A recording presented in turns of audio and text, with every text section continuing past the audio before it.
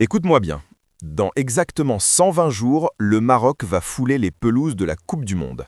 120 jours. Et là, à l'instant où je te parle, notre sélectionneur, l'homme qui nous a fait pleurer de joie au Qatar, l'architecte du miracle de Doha, Walid Regragui, a posé sa lettre de démission sur le bureau de la fédération. Tu m'entends bien ?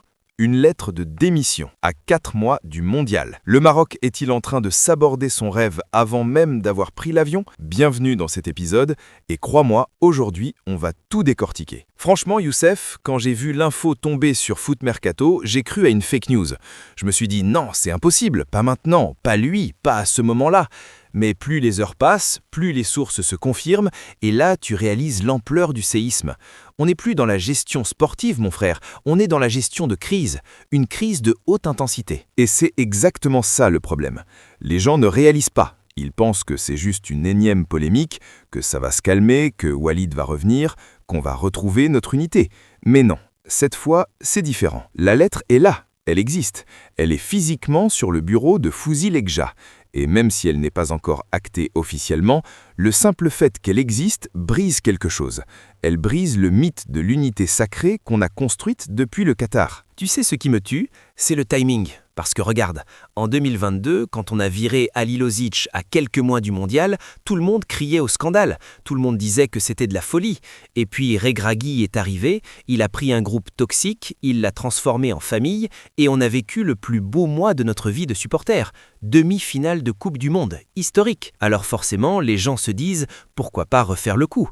Pourquoi pas reproduire le glitch ? Sauf que ce glitch-là, il est patché, mon ami. Il est terminé. En 2022, Regragui arrivait en sauveur pour soigner un vestiaire malade. Aujourd'hui, c'est lui qu'on accuse d'avoir laissé l'infection se propager. Tu comprends la différence ? Le contexte est totalement inversé. Le mojo de Doha, c'était un item à usage unique. Tu ne peux pas le réutiliser. Tu ne peux pas appuyer sur le même bouton et espérer le même résultat avec un groupe usé, fatigué, qui vient d'enchaîner les contre-performances. Parlons-en des contre-performances, justement, parce que les chiffres, ils ne mentent pas. 240 minutes sans marquer le moindre but face à des concurrents directs. Nigeria, Sénégal, deux équipes qu'on va forcément recroiser à un moment ou un autre. Deux équipes contre lesquelles on a été stérile, incapables de concrétiser. Et ça, ce n'est pas juste de la malchance, c'est un problème tactique profond, c'est un problème d'animation offensive, c'est un problème de coaching. Et puis, il y a eu ce moment qui a tout cristallisé, la panenka de Brahim Diaz. Tu te souviens ? On est en pleine CAN, match crucial, penalty pour le Maroc, et Brahim décide de tenter une panenka. Il la rate, le gardien l'arrête tranquillement, et là, dans le vestiaire, dans les coulisses, tout le monde comprend que quelque chose s'est cassé. Ce n'est pas juste un tir au but manqué, c'est le symbole d'une équipe qui a perdu sa sérénité.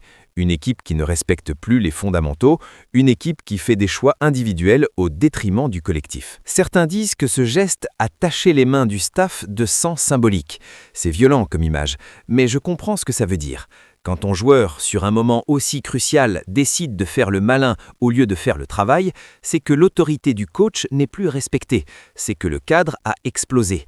Et Regragui, il l'a senti, il l'a vécu, et je pense que c'est à ce moment-là que quelque chose s'est brisé en lui aussi. Mais attends, parce qu'il faut être honnête, ce n'est pas la première fois que Regragui menace de partir.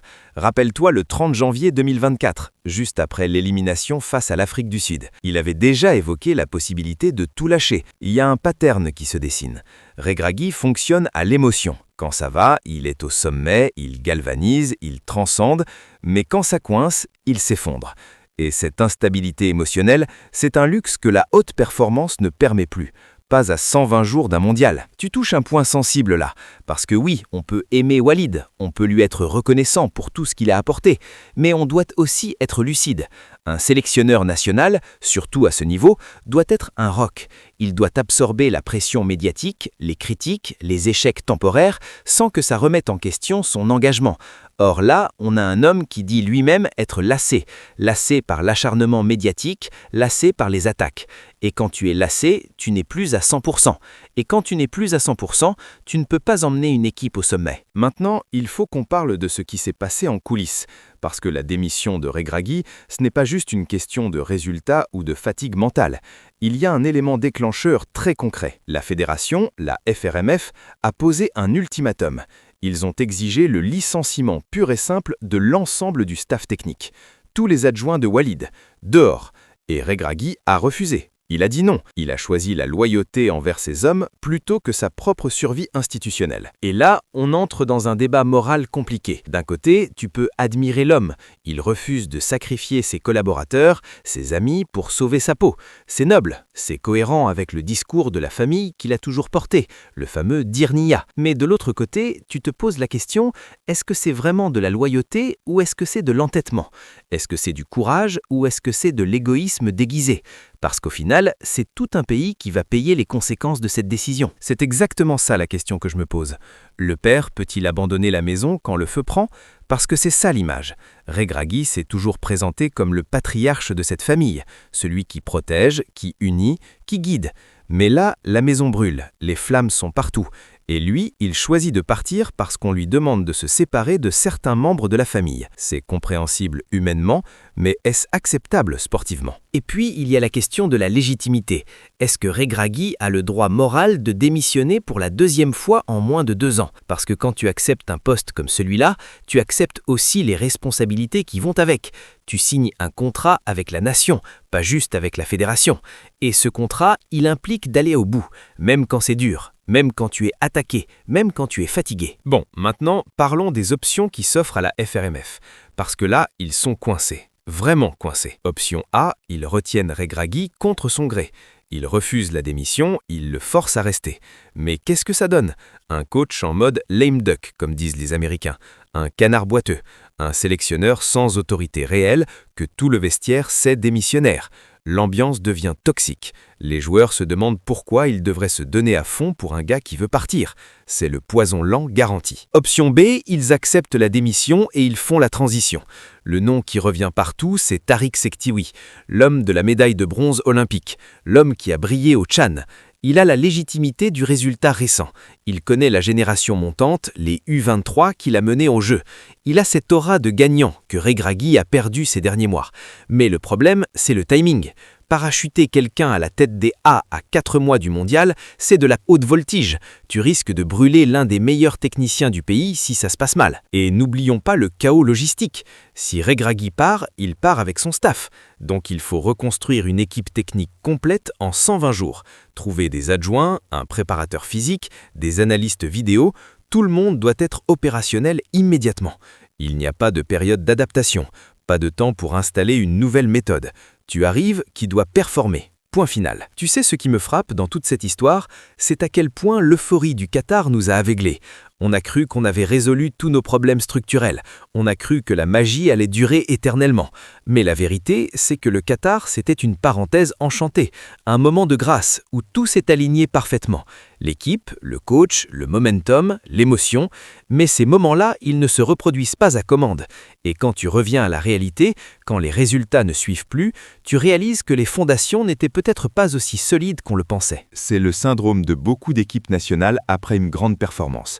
Tu surfes sur la vague, tout le monde t'adore, tu peux faire aucune erreur. Et puis, progressivement, les attentes deviennent énormes. La pression monte, les critiques arrivent et tu n'as plus le droit à l'erreur. Regragui est passé du statut de héros national intouchable à celui de coupable désigné en moins de 2 ans. C'est violent, mais c'est la réalité du football de haut niveau. Ce qui m'inquiète aussi, c'est l'impact sur les joueurs. Parce qu'on parle beaucoup de Regragui, de la fédération, des décisions institutionnelles. Mais les mecs sur le terrain, ils vivent quoi en ce moment?